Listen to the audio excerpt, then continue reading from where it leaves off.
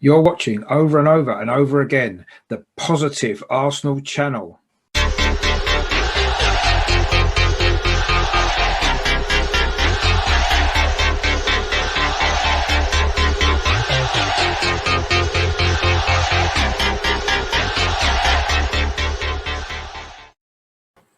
Hello, it's Richard. Welcome back to my channel over and over and over again, which features everything to do with Arsenal. In this video, I just want to look back on yesterday's very disappointing 3-0 defeat against Aston Villa at the Emirates. Just before I do that, I just want to make sure that you are subscribing to my channel. If you like what I do, please click on the subscribe button down in the corner there. If you like this video, please give it a thumbs up as well. And if you've got any comments at all about the performance yesterday, good and bad, not that there'll be much good, I wouldn't have thought, please drop them in the comments box as well, because I do love to hear from you guys as well.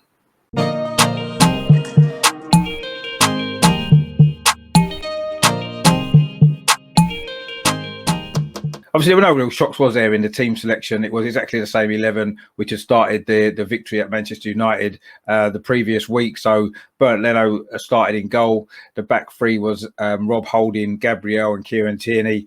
The four across midfield, it was Hector Bellerin on the right, Bukayo Saka on the left, and it was Thomas Partey and Mohamed El-Neni in the centre, with the front three of Willian on the right, Aubameyang on the left, and Alexander Lacazette through the centre. So no real surprises there. I suppose maybe I was a little bit shocked maybe that David Luiz didn't come into the side. Now he's fit, of course, having played in the Europa League game on Thursday evening. But Rob Holding kept his place. I think maybe David Luiz's leadership qualities and his form in general probably warranted him to be back in the side. But obviously Mikel Arteta went with a team that had done so well the previous week at Manchester United. You can understand why. I don't think anybody was surprised by the team lineup particularly. And I think we were all expecting a good performance.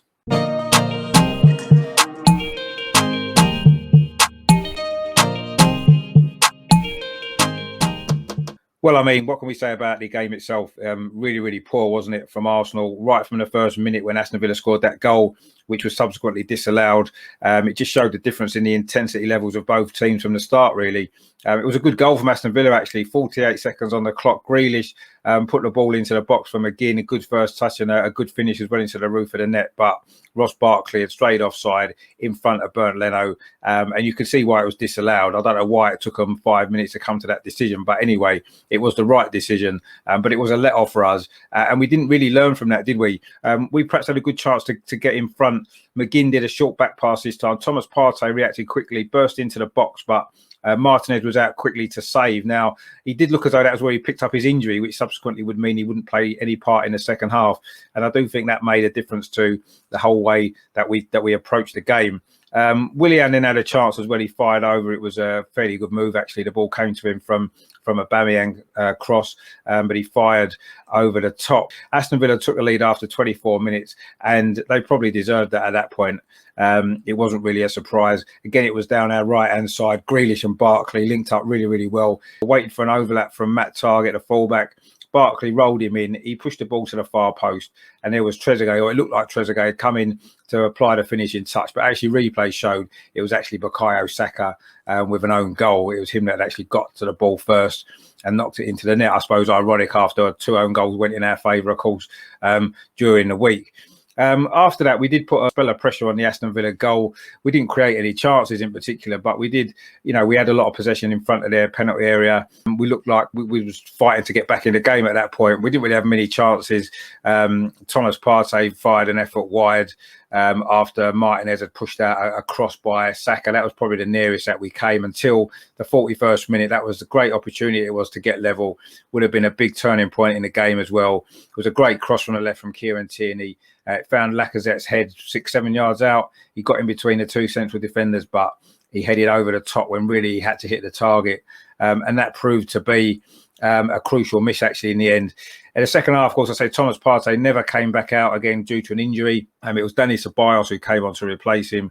And that second half was probably as poor a second half I think I've seen from an Arsenal side for many years. It even topped the second half against Leicester a few weeks ago, which was bad enough. I mean, this was just dreadful. Having said that, though, again, we missed a really good opportunity to get level. That was just after the hour mark from Arsenal corner. Gabriel drilled the ball back in towards the 6-yard box. The fan Rob Holding, really from about 6-7 yards out. He should have put the ball in the corner. Instead, he fired wide, and that was about as good as it got. Arteta made a double substitution straight after that. Pepe and Nketiah replaced Lacazette and Willian, just like for like changes, really. Nothing, no change of shape, no change of plan. It was no surprise, therefore, when it didn't work. Pepe curled a shot wide. He looked quite lively, I suppose, in his short cameo, but it was soon after that that Aston Villa sealed the win with 2 goals in 3 minutes. Very poor goals to give away. The first one, it was we didn't really deal with a corner particularly well. The ball came out to Douglas Luiz on the right-hand side. It was a great switch of play, actually. Found Ross Barkley at the far post. He drilled the first time, cross back into the 6-yard box, and Ollie Watkins had a simple task of heading it into the empty net. Straight after that, actually, it should have been 3-0. Grealish had a great effort, which was cleared off the line by Dani Ceballos, but it just delayed the inevitable. 75th minute, Aston Villa did get a 3rd goal. It came from our attack, actually. Martinez, a cross into the box. Martinez caught it, threw it out to Grealish. He just brushed aside Bellerin like he wasn't there, which he'd done most of the game. He just fed the ball into Watkins, and he drilled the shot through Bernd Leno's legs and into the net to make it 3-0. And you have to say that that was fully deserved by Aston Villa. I thought they were really good. They played a brilliant game plan that they carried out from the start. They were more intense than us. They had more desire than us, and they looked far more dangerous going forward. Once again, our final third play was really, really poor, lacking any sort of intensity. We're not passing the ball quick enough.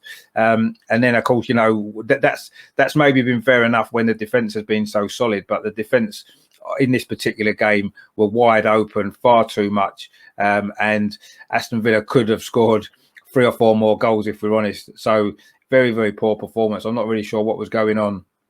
Arteta said it was the first time he's seen us play not like a team. I would disagree. I think it's not the first time, unfortunately. We've been very poor at home, actually, in every single game this season. The first 2 in the Premier League against West Ham and Sheffield United, we got away with. I remember saying at the time, you can't keep getting away with poor performances. And it's just proved it. The last 2 home games against Leicester and Aston Villa now, we've not scored in either of them. And we've rarely looked like scoring, if we're honest. A couple of chances here and there, and that's it. It's just not good enough at the moment. You know, we're down in mid-table again, 11th place in the league we are, and that's where we deserve to be. And 3 of the last 4 Premier League games we haven't scored, and the 1 goal that we have scored in those 4 games was, of course, that penalty at Manchester United. It's just not enough, is it? It's just not good enough. Things have got to change, and Arteta's got a lot more to do. He's got a lot more to prove here, because it's not working. He doesn't have a plan B, and unless we can sort our the attacking side of our game out, we're never going to make any progress, unfortunately.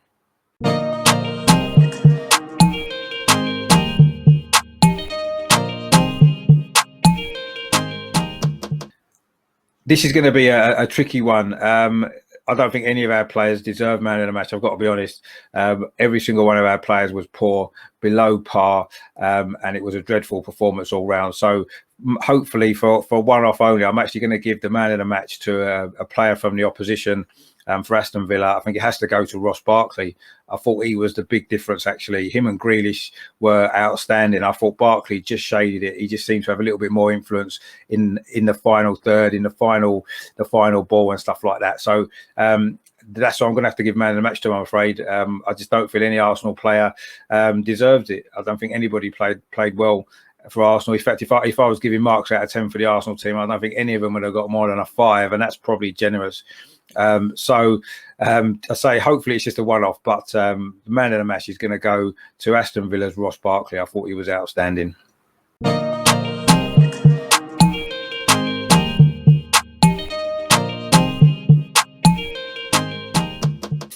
I mean, where do we go from here? I mean, that was poor. It's an international break now, and it's probably needed, actually, because our performances have steadily. This has been coming. Let's be honest. This isn't a surprise.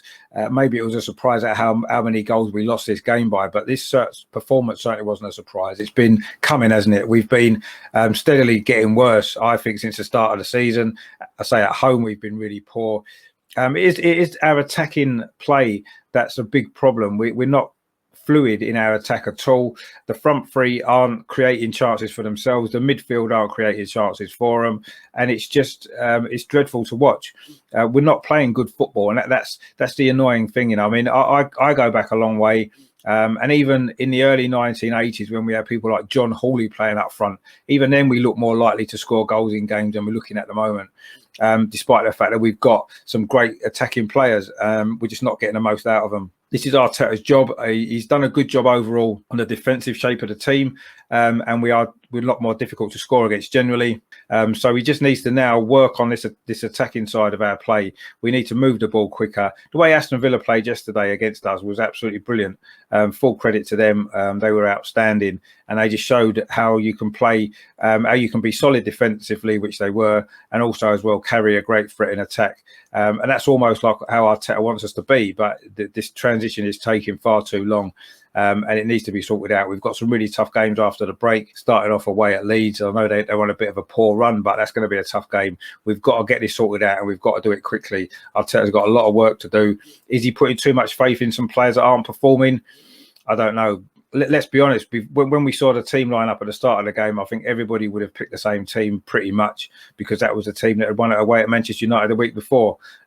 So we can't really blame the individual team selection. It was a collective performance of everybody, and it doesn't seem to be a plan B. When plan A, I mean, I don't even think there's a plan A most of the time, but when that doesn't work, there's certainly no alternative.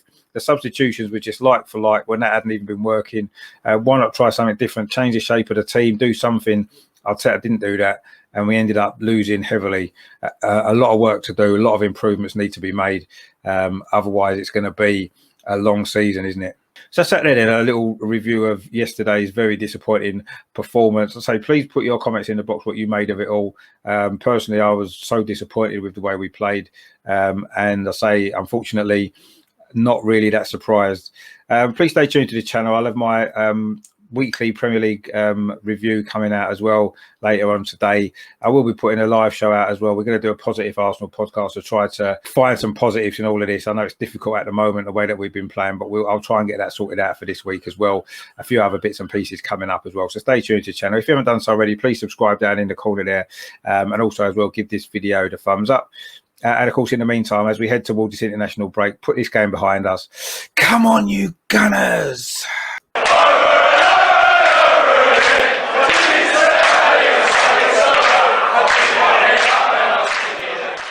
You've been watching over and over and over again the Positive Arsenal channel.